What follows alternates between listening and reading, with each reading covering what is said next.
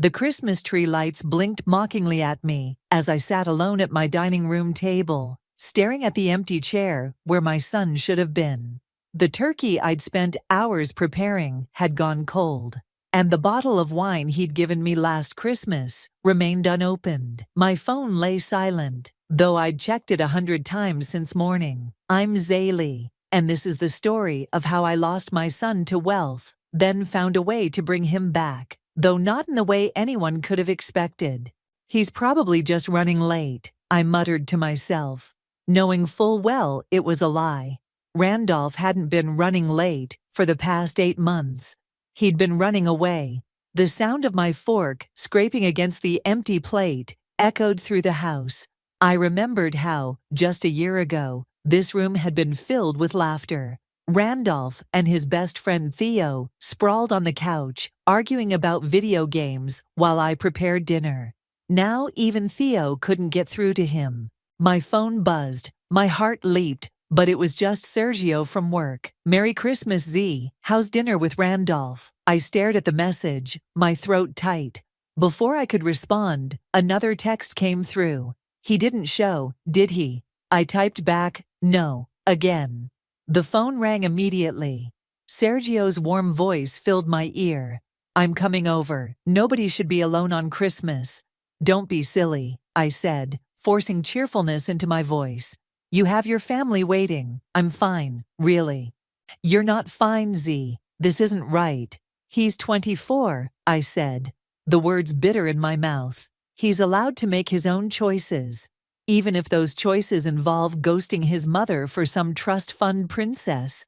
I winced. Emily Knight, the girlfriend who'd swept into Randolph's life like a hurricane in designer clothes, leaving nothing but destruction in her wake. Since meeting her at that charity gala, my son had transformed from the warm, grounded young man I'd raised into someone I barely recognized. My phone buzzed again. This time, it was him.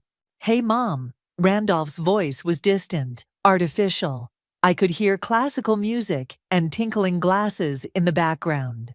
"Sorry about dinner. Emily's family had this thing at the country club, and it's Christmas, Randolph." I cut in, my voice shakier than I intended. "We always spend Christmas together. Mom, you need to understand. Things are different now. Emily's family, they're different. Better, actually. They know people, important people. They can help me build connections, create opportunities." "Better?" The word felt like a slap. "Better than what exactly?" There was a pause. Then, "You know what I mean. Look, I've got to go. Emily's mother is about to give a toast." "Randolph, wait. I'll call you later, okay? Maybe we can do lunch sometime next week, if I'm not too busy with the Knight Foundation stuff." The line went dead. I sat there, phone pressed to my ear, listening to the silence. Through my window, I could see my neighbors' houses, lit up with Christmas decorations, families moving behind warm windows, together and whole. The doorbell rang, startling me. I opened it to find Theo standing there, snow dusting his shoulders, holding a wrapped package.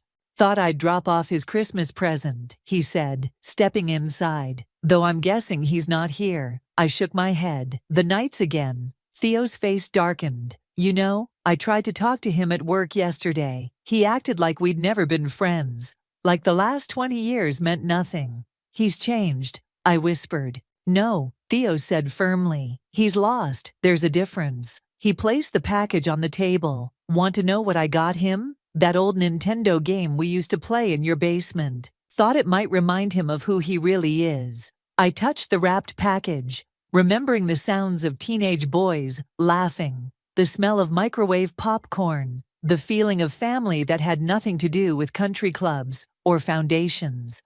"He said they're better," I admitted, the words burning my throat. "Better than us." Theo's expression softened. "Then he's an idiot, and someday he's going to realize that." "I hope you're right." After Theo left, I stood in my kitchen, looking at the family photos on my refrigerator.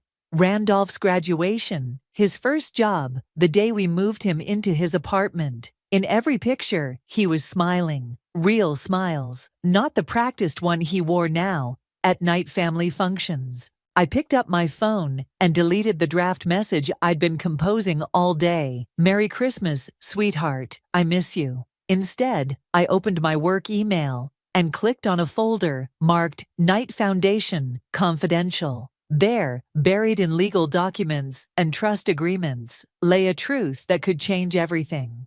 A truth about karma, about consequences, and about the real meaning of better. I just had to decide what to do with it. As we reach this moment in our tale, we're curious. Which country or city are you watching from today? Share with us in the comments. Now back to what happened next. 3 days after Christmas, I sat in my office, staring at Milton's last letter to me. The paper had grown worn from repeated handling, but his elegant handwriting remained clear. My dear Zaylee, when the time comes, you'll know exactly what to do with this trust. You always understood what real wealth means. Still obsessing over that letter? Sergio appeared in my doorway, 2 coffee cups in hand. Just thinking about Milton, I said, accepting the coffee. He'd be heartbroken to see what's happening with his family now. Sergio settled into the chair across from my desk. You mean how his granddaughter is systematically destroying your son's personality? Among other things, I pulled up the trust documents on my computer screen. Did you know Milton never told his family about my role? Even Tabitha doesn't know I'm the executor. That crafty old man, Sergio chuckled, always playing the long game. My phone buzzed with a text from Randolph. Rain check on lunch. Emily's planning a charity gala. Need to focus on that. Sergio caught my expression. Another cancellation? He doesn't even bother making excuses anymore. I turned the screen to show him. But here's the irony, that charity gala. It's being funded through the trust I manage. Does Emily know that? Nobody knows except you and the lawyers. I leaned back, remembering my last conversation with Milton before he passed away. You're the only one who sees people for who they really are, Zaylee, he'd told me, his voice weak but determined. Not for their bank accounts or social connections. That's why I'm trusting you with this. The intercom buzzed, interrupting my thoughts. Ms. Warren, Tabitha Knight is here to see you. I exchanged alarmed looks with Sergio. Send her in. Tabitha swept into my office like a perfumed hurricane, designer heels clicking against the floor. Zaylee, darling, I hope I'm not interrupting. Not at all, I lied, as Sergio excused himself with a meaningful look. What brings you here? Oh, I was just passing by and thought I'd check in on my future mother-in-law. Her smile didn't reach her eyes. Emily tells me Randolph is absolutely thriving at our country club events. I kept my face neutral. Is he? Oh yes, though, she paused dramatically. He seems a bit reluctant to discuss his background. Emily mentioned something about a public school education. He attended Lincoln High, I said proudly. Graduated top of his class. How quaint. Tabitha's perfectly lined lips twitched. Well, we're working on polishing those rough edges. Emily's quite good at that sort of thing. My hand tightened around Milton's letter. Randolph doesn't need polishing, Tabitha. He needs to focus on his future, she cut in smoothly. Speaking of which, I was wondering if you might have any insight into dear Papa Milton's foundation arrangements. We've been trying to access certain documents, but the lawyers are being terribly difficult. Ah, there it was. I'm afraid I can't help, I said. I only handled some minor consulting work for Milton. Really? Tabitha's eyes narrowed. That's not what the foundation's accountant implied. Perhaps you should speak with the lawyers directly. She stood, smoothing her skirt. Perhaps I should. It's just, well, Emily's quite set on this engagement, but these things can be so delicate. It would be a shame if any complications arose. The threat hung in the air like expensive perfume. After she left, Sergio reappeared. Well, that was subtle as a sledgehammer. I pulled up Emily and Randolph's engagement announcement on my computer, a glossy photo of them beaming at the camera, his smile as artificial as her diamonds. Milton knew, I said quietly. He knew exactly what would happen when he made me executor instead of Tabitha. Question is, what are you going to do about it? I opened the trust documents again, scanning the crucial clause. Full discretionary powers over all distributions, including the right to withhold funds based on moral and ethical considerations. I'm going to do what Milton wanted, I said. Teach them all what real wealth means. My phone buzzed again, a social media notification. Emily had posted a photo of herself and Randolph at some charity lunch, captioned, "With my love planning the biggest gala the Knight Foundation has ever seen." I clicked through to the comments. There was Theo. "Remember when you used to say fancy parties were for pretentious snobs?" Randolph's reply made my heart sink. "People grow up, man. Maybe you should try it." I closed the browser and pulled up my email. With trembling fingers, I began composing a message to the foundation's lawyers. Regarding the upcoming gala funding request, I need to schedule a meeting with Emily Knight to discuss certain conditions. Sergio read over my shoulder. "You sure about this?" I thought about Randolph's empty chair at Christmas, about Tabitha's thinly veiled threats, about Milton's faith in me. Yes, it's time they learned that some things can't be bought, and some people can't be polished away. And Randolph? I touched the screen where my son's artificial smile gleamed. Sometimes love means letting someone hit rock bottom so they can remember how to climb. The Knight family's winter charity gala buzzed with artificial warmth as I slipped in through a side entrance. Nobody recognized me. I'd traded my usual business attire for a designer dress that cost 3 months' salary. Sometimes blending in means standing out. "Champagne, madam?" A server offered me a crystal flute. "Thank you." I positioned myself near a marble column, scanning the crowd until I spotted him. Randolph stood with a cluster of young socialites, his hand resting possessively on Emily's waist. He was laughing at something, but I knew that laugh. It was his networking laugh, not his real one. Quite the transformation, isn't it? I turned to find Theo beside me, looking uncomfortable in a rented tuxedo. "I didn't expect to see you here," I said. "Got an invitation. Probably Emily's idea of a joke." He nodded toward Randolph. "Watch this." Theo straightened his bow tie and walked directly toward the group. I held my breath. "Randy, man, remember that time we crashed your mom's car trying to get McDonald's at 2 a.m.? Your mom was so cool about it, just made us work it off doing yard work." The silence was immediate and crushing. Emily's perfectly plucked eyebrows arched toward her hairline. "I'm sorry," Randolph said, his voice clipped. "Do we know each other?" Theo's face fell. "Seriously? 20 years of friendship, and you're pulling this? I think you must be confused." Emily cut in smoothly. "Randolph doesn't associate with that sort of thing anymore." "That sort of thing?" Theo's voice rose slightly. "You mean actual friendship, real connections, people who actually give a damn about you."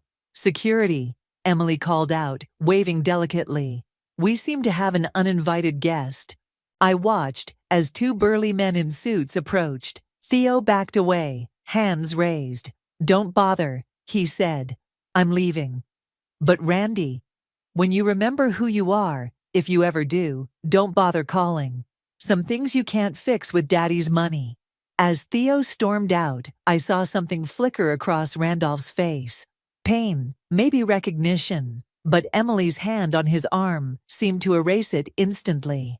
"Darling," she cooed, "let's announce the Foundation's new initiative." I moved closer to the stage as Emily tapped her glass for attention. "Ladies and gentlemen, the Knight Foundation is proud to announce our biggest project yet, a complete renovation of the city's arts district." Applause rippled through the crowd. I checked my phone, where an email from the Foundation's lawyers waited. "Funding approval required for project initiation. My fiancé and I," Emily continued, pulling Randolph forward, "will be personally overseeing this transformation. We're leaving behind the, shall we say, less refined elements and creating something truly worthy of the Knight name." "Less refined elements?" someone near me muttered. "That's where all the local artists work." "And of course," Emily beamed, None of this would be possible without my dear grandfather's vision. Though he's no longer with us, his legacy lives on through the foundation. I thought of Milton, of our long conversations about supporting genuine talent, regardless of social status, of how he'd specifically written protections for local artists into the trust. Randolph took the microphone. I'm honored to be part of this family now. Looking back at my humble beginnings, I never imagined I'd find myself among such elevated company. My heart cracked. The boy who used to give his lunch money to struggling classmates was now proudly announcing plans to gentrify their neighborhoods. After the speeches, I overheard Randolph talking to a developer. The neighborhood's a bit rough now, but once we price out the current residents, we can attract a better class of people. Better class? The words slipped out before I could stop them. Randolph turned, then looked straight through me, not recognizing his own mother in my expensive disguise. Yes, he said dismissively. People who understand the value of progress. And what about the value of community? I asked. Of history. Emily appeared, wrapping herself around his arm. Darling, don't waste time explaining our vision to someone who clearly doesn't understand sophistication. They walked away, leaving me standing there with my untouched champagne. My phone buzzed, an email from Emily's assistant, requesting urgent approval for the first phase of funding. I opened my purse, touching the envelope inside that contained Milton's private letters about the foundation's true purpose, about how he'd watched his family become exactly what he'd fought against his whole life. Time to understand what real progress means, I whispered, composing a reply. Please have Ms. Knight meet with me personally to discuss the approval process. There are certain conditions that require immediate attention. Across the room, Randolph laughed his fake laugh again, surrounded by his new, better class of people. But I saw how his eyes kept drifting to the door where Theo had exited, and I knew that somewhere inside him, my son was screaming to get out. The engagement party invitation arrived in a cream-colored envelope, gold lettering catching the morning light. I traced my fingers over the embossed words, remembering how Randolph used to make fun of such pretension. My phone rang. Sergio. Did you get one too? He asked. Just opened it. Celebrating the union of two distinguished families, I read aloud, my voice bitter, as if his family isn't good enough anymore. Are you going? Before I could answer, my office door burst open. Emily swept in, perfectly coiffed and radiating irritation. Zaylee, this is becoming ridiculous, she announced, waving a stack of papers. We've submitted all the required documentation for the Arts District project 3 times now. The Foundation's lawyers keep referring us back to you. I gestured to the chair across from my desk. Please, sit down. I'd rather stand. This won't take long. Actually, it will. I pulled out Milton's folder. Your grandfather had very specific requirements for foundation projects. Requirements we've met, she snapped. The budget projections. I'm not talking about money. I opened the folder. Milton insisted that any neighborhood development must preserve existing cultural spaces and provide affordable housing for displaced residents. Emily's perfect posture faltered slightly. That's not practical. It's non-negotiable. Do you know who I am? Emily's voice rose. Who my family is? I know exactly who you are, I said quietly. The question is, do you? Her phone buzzed. She glanced at it, and her expression shifted from anger to something else. Fear? That's Randolph, she said. He's waiting downstairs. We're meeting the wedding planner. How nice. Give him my best. Her eyes narrowed. You know, he never talks about you anymore. It's like you don't exist. The words hit their mark, but I kept my face neutral. And you're okay with that? A man who can so easily erase his mother. He's evolved beyond his limitations. She turned to leave, then paused. Oh, and don't bother coming to the engagement party. We're keeping it intimate, upper echelon only. After she left, I pulled up the social media post she'd made that morning. Planning my dream wedding with my soulmate. Nightlife, South Love wins. The comments section was revealing. Didn't you get engaged to James last year? Comment deleted. Wasn't Brad your soulmate 6 months ago? User blocked. I was still scrolling when Theo burst into my office. Have you seen this? He thrust his phone at me. A video played. Emily, at a private club, draped over a man who definitely wasn't Randolph. When was this taken? Last night. My cousin works there. Theo ran a hand through his hair. I tried to show Randy, but he blocked my number. I saved the video, then opened my email. The foundation's quarterly report sat in my drafts folder, waiting for my signature. With it, Emily's entire renovation project would either live or die. What are you going to do? Theo asked. My phone rang. Randolph's name flashed on the screen. For a moment, hope fluttered in my chest. Mom. His voice was tense. Emily said you're blocking the foundation's project. There are conditions that need to be met. Cut the bureaucratic crap, he snapped. This is important to Emily, to our future. Your future? I looked at Theo's phone, still showing the damning video. Randolph, there's something you need to know. Save it. Emily told me you'd try to sabotage this, said you couldn't handle seeing me succeed beyond your, what did she call it? Limited social sphere. Each word was a knife, but I pressed on. The foundation exists to help people, not destroy communities. Right, because you're such an expert on the foundation. He laughed coldly. Just sign the papers, Mom, or I'll make sure you never work in philanthropy again. The line went dead. Theo placed a hand on my shoulder. He doesn't mean it. That's not him talking. No, I said, opening Milton's letter again. That's Emily talking, and Tabitha, and everyone else who thinks money equals worth. I picked up the engagement invitation, then slowly tore it in half. What now? Theo asked. I pulled up Emily's social media again, noting the location tags from her recent posts. A pattern emerged, the same private club, same time each week, same mystery man. Now, I said, we let karma do its work, but first, we make sure it has all the help it needs. I began typing an email to Emily. Regarding your urgent funding request, I believe we should meet. Same time next week?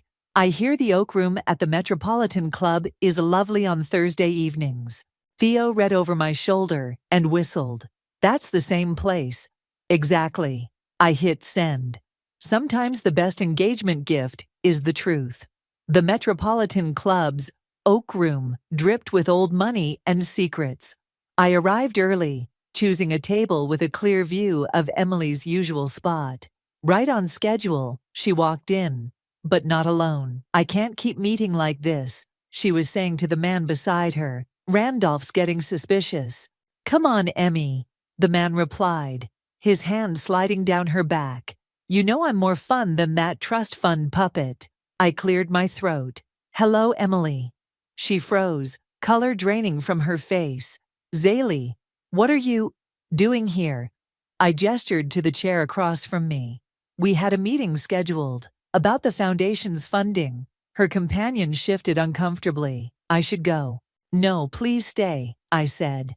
This concerns you too, considering you're dating the foundation's future director's fiancé. Emily grabbed my arm. Outside, now. In the hallway, her carefully crafted poise cracked. You set me up.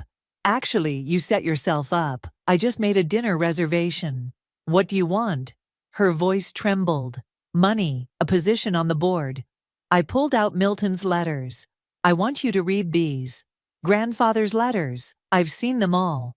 Not these. I handed them over. He wrote these to me. Her hands shook as she read. My dearest Zaylee, as executor of the foundation. Her head snapped up. You're the executor? For 5 years now. But that's impossible.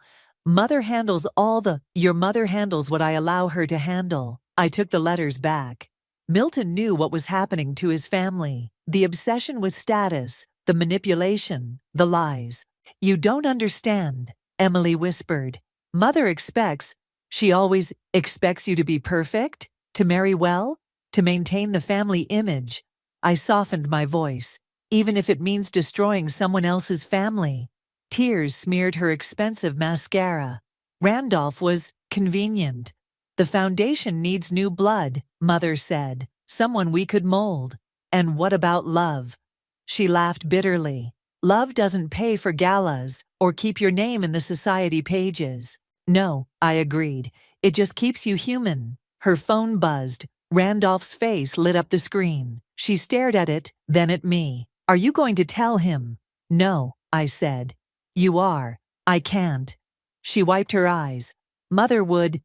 Your mother doesn't control the foundation anymore. I do. I stood up. You have 24 hours to tell Randolph the truth about everything, or I'll be forced to launch an ethics investigation into the foundation's recent activities. You wouldn't. Try me. I gathered my things. Oh, and Emily. The Arts District project. It's officially on hold until further notice. Wait, she called as I reached the door. What did grandfather say about me in those letters? I turned back. He said you reminded him of himself at your age, lost, trying to please everyone except yourself. I paused. He also said you were the only one brave enough to question things, once upon a time. I left her there, mascara stained and shaking, staring at her phone. Back at my office, Sergio was waiting. Well, it's done. I sank into my chair. Now we wait. For what? For Emily to make a choice. I pulled up the foundation's main account. And for Randolph to face reality. My phone buzzed with a text from Theo. Randy just called. First time in months. He sounds different. Another buzz. Emily posting on social media. Sometimes the hardest truth is the one we tell ourselves. Changes, Jacques clarity. Then another. Randolph, we need to talk. Please come to the house. Sergio whistled. Think she'll actually tell him. She has to. I opened my drawer, pulling out an old photo of Randolph and me at his high school graduation. Sometimes hitting bottom is the only way to start climbing. My phone rang. Randolph's name flashed on the screen. Mom? His voice was small, like when he was a child waking from a nightmare. Can we talk? I gripped the phone tighter. Of course, sweetheart. Not on the phone. In person, please. I looked at the clock. 9:47 p.m. Now. Yeah, I'm actually outside your office. I rushed to the window. There he was, standing in the street, looking up. No designer suit, no careful pose. Just my son, needing his mother. Come up, I said softly. Sergio squeezed my shoulder as he left. Want me to stay? I shook my head. This needs to be just us. The elevator dinged, and footsteps approached. I took a deep breath, remembering Milton's words. True wealth isn't in what we own, Zaylee. It's in what we're brave enough to lose. The door opened. Randolph stood in my doorway, his expensive suit wrinkled, his hair a mess. He looked like he'd aged years in a single evening. She's been cheating on me, he said flatly. The whole time. I moved toward him, but he held up a hand. Don't, please. He paced the office. Did you know? I found out recently. Yes. And the foundation? That was you all along? I nodded. He laughed, a hollow sound that broke my heart. So everyone's been lying to me. Everyone. Randolph. No, let me finish. He stopped pacing, facing me. Emily told me everything. About how Tabitha picked me out like some show dog to breed into their precious family line. About how they needed new blood for the foundation. About how they... His voice cracked. He slumped into a chair. About how they taught her to make me hate everything I came from, including you. The silence stretched between us, heavy with months of missed calls and empty chairs. You know what the worst part is? He looked up, eyes red. When Emily was telling me all this, confessing everything, you know what I felt? Relief. Relief. Because for months I've been pretending to be someone else. Someone who looks down on public schools and local artists. And he swallowed hard. And mothers who work for a living instead of organizing charity galas. My phone buzzed. Tabitha calling. I declined it. They're in complete meltdown mode, Randolph said. Tabitha's threatening lawsuits. Emily's locked herself in her room. And the foundation board is having an emergency meeting tomorrow. Let them meet, I said, pulling out Milton's letters. I have everything they need to see right here. Mom. He stood up suddenly. I need to show you something. He pulled out his phone, scrolling through photos until he found one. Him and Emily at a gala, both smiling perfectly. Look at my eyes in this picture, he said. I looked. They were empty. Now look at this. He scrolled to an old photo, him and me at his college graduation, both laughing at some forgotten joke. His eyes sparkled with real joy. I forgot who I was, he whispered. I forgot what happiness actually looks like. My phone buzzed again. Emily this time. Please, my mother's going crazy. We need to talk. You don't have to deal with them anymore, I said. Actually, I do. He straightened up, and for the first time in months, I saw my real son emerging. I need to face them, all of them. But first, he walked to my desk, picked up a pen, and wrote something on a piece of paper. What's that? I asked. My resignation from the Knight Foundation board. He handed it to me.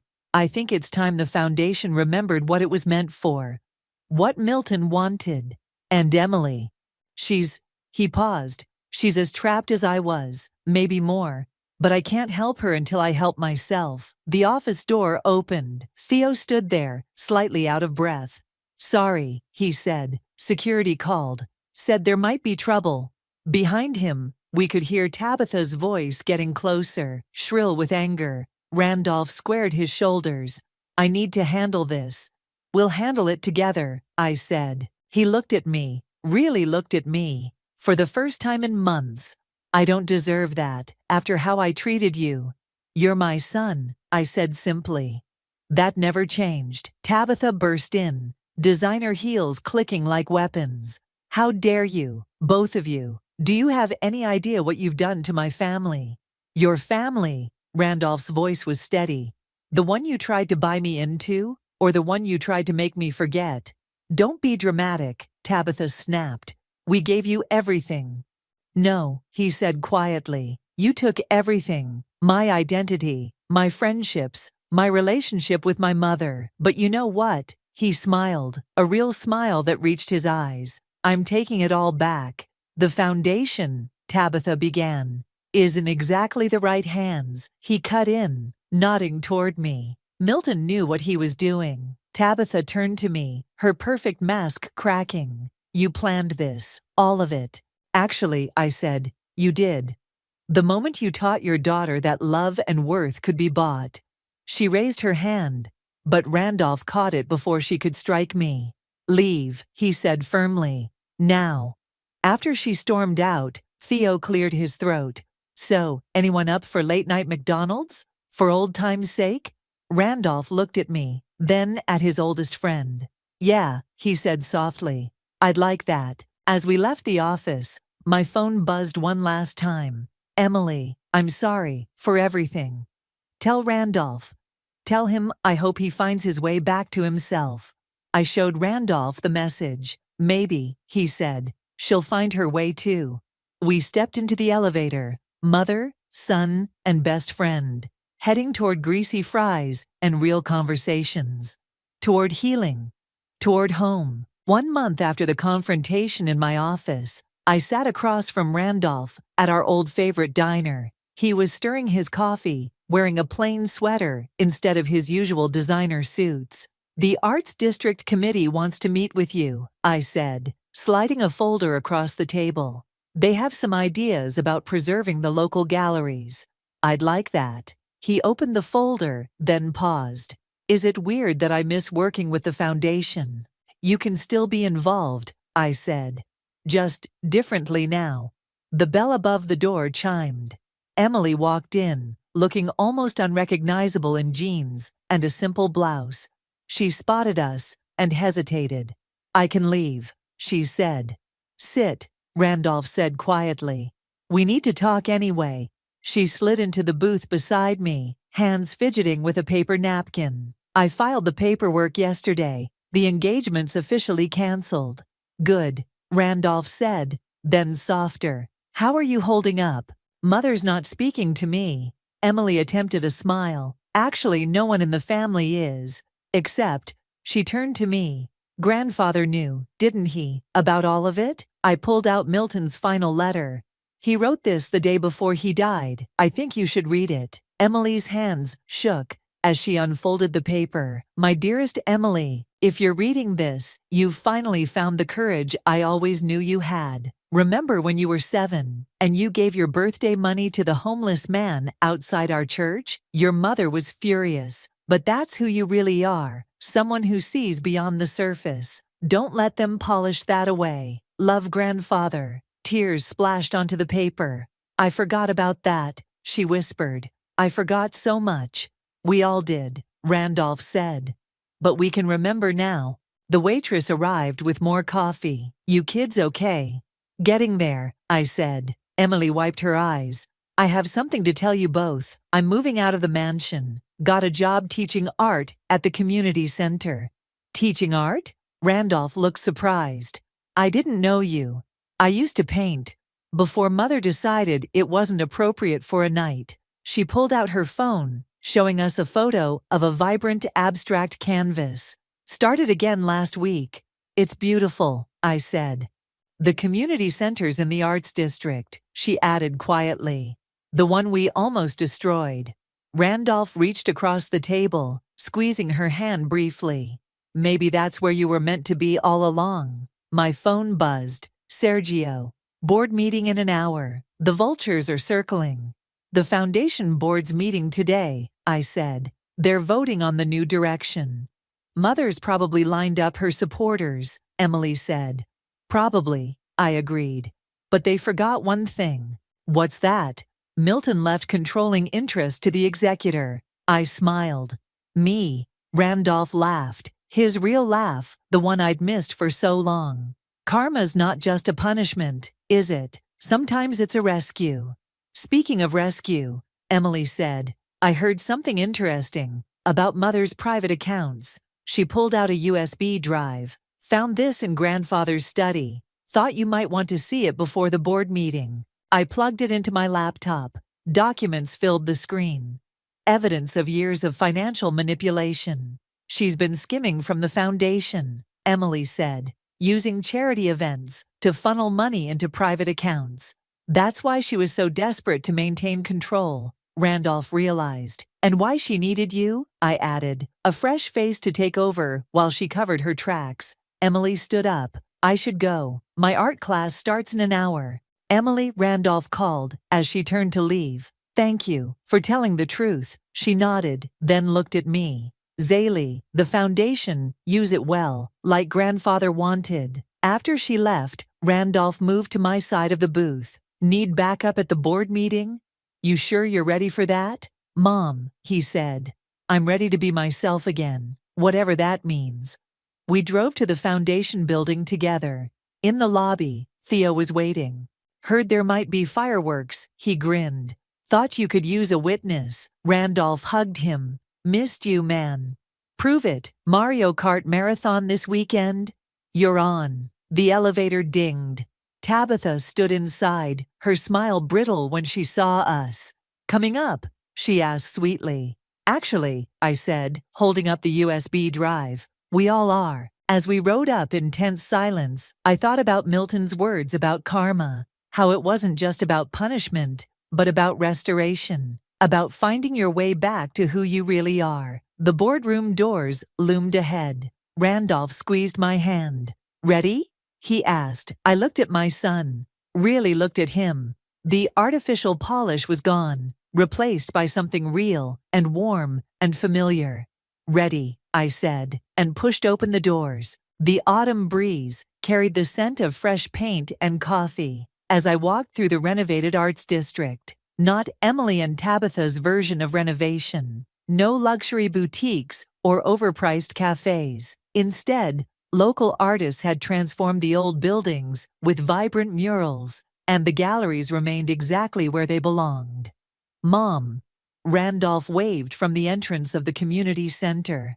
You're just in time. Inside, Emily stood before a group of young artists, teaching them brush techniques. Her own paintings lined the walls, raw, honest works that would have horrified Tabitha. The foundation's grant came through, she said. wiping paint from her hands. We can expand the free classes next month. That's not all, Randolph added. Show her the letter. Emily pulled out an envelope bearing an official letterhead. The State Arts Council wants to partner with us. They're calling it a model program for community preservation. My phone buzzed. A news alert about Tabitha. After the board meeting exposed her embezzlement, she'd fled to Europe. Last I heard, she was living in a modest apartment in Madrid. All her accounts frozen. The gallery opening starts in an hour, Randolph said. But first, there's something you need to see. He led me to a small room at the back of the center. Inside, dozens of photographs covered the walls. Not polished society portraits, but real moments. Theo and Randolph playing video games.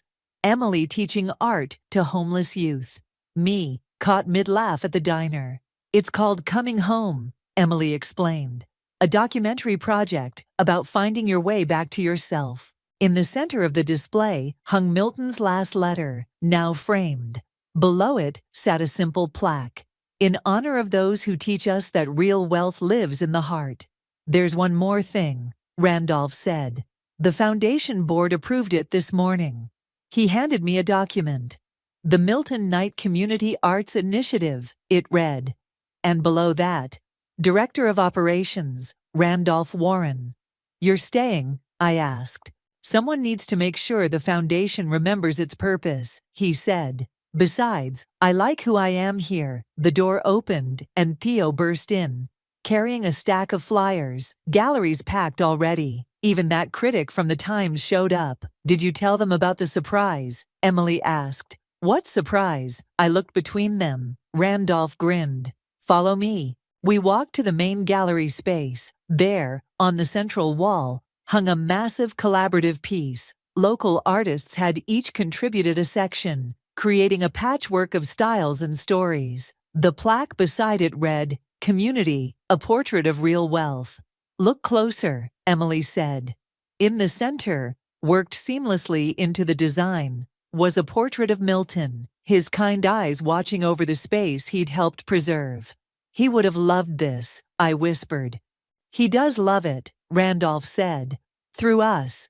The gallery doors opened, and people began streaming in. Not society figures in designer clothes, but real people from the neighborhood. Artists, students, families. Among them, I spotted Sergio, beaming with pride. Remember what you told me? Randolph asked. That night in your office. I told you a lot of things that night. You said karma isn't just punishment, it's restoration. He looked around the gallery, at the community we'd helped preserve. You were right. Emily approached, holding 3 coffee cups from the local shop next door, the one we'd saved from displacement. To Milton, she said, raising her cup. To restoration, Randolph added. To real wealth, I finished. As we stood there, watching the gallery fill with life and color and honest joy, I thought about that lonely Christmas dinner that felt like a lifetime ago, about empty chairs and artificial smiles, and the hollow echo of what we thought was success. My phone buzzed one last time, a message from an unknown European number. You were right. About everything. I showed it to Randolph and Emily. Think she'll find her way back? Emily asked. Everyone can, Randolph said, if they're brave enough to try. Outside, the autumn sun painted the arts district in warm gold. Through the gallery windows, I could see the community Milton had loved so much. Still thriving, still creating, still real. Inside, my son stood tall and genuine, no longer hidden behind a polished facade. Mom? Randolph touched my arm. The critic wants to talk to the foundation director. That's you now, I reminded him. He smiled, his real smile, the one that reached his eyes. Maybe, but I learned from the best. As he walked away to greet the critic, Emily squeezed my hand. Thank you, she said simply, for showing us what wealth really means. I watched them both move through the gallery, my son and the woman who'd almost been my daughter-in-law. now finding their own paths, their own truth, their own way home. Sometimes karma doesn't just restore what was lost. Sometimes it helps you build something better, something real.